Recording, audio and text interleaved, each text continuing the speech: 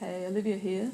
I wanted to show you a few modifications to the seated hip piriformis exercise, which is usually done with both legs bent in.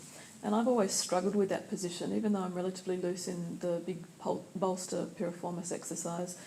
Doing this version with both legs bent I've always struggled with because my knees don't particularly like it.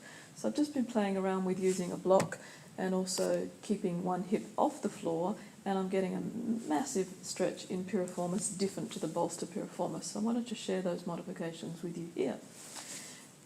So the exercise done in its purest form would have both legs bent in like this, and the key form point we ordinarily use is to first get that hip down on the ground and then all the other things. But for me, doing that first movement, in particular the lower knee, doesn't like that, and you don't want to persevere with exercises that hurt your knees.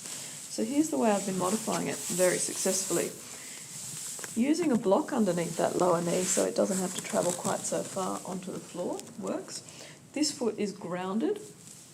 The usual form is reach through with the opposite arm and hold like this, but what I've been doing is not putting this hip down on the floor at all, using the cue of lifting the chest along the leg, and then by driving my weight down through that foot, the top leg's foot, and just sticking my bottom out or untucking the pelvis, that gives me a fantastic stretch with no discomfort in the knees at all.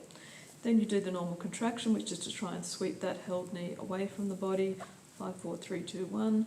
Stop, take a deep breath in, lift the chest along the leg, push down through that top leg's foot, and then as you relax into the movement, you'll find you can get this hip a little bit further down towards the floor, but with this lower knee supported, there's no discomfort in either knee, and it gives me a very, very, very good stretch in this hip.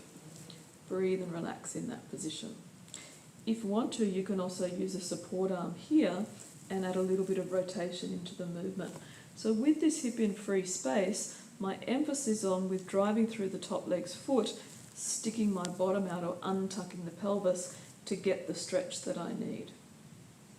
To come out of it, just rock off to the side and stretch the legs out to the front. So give that one a go.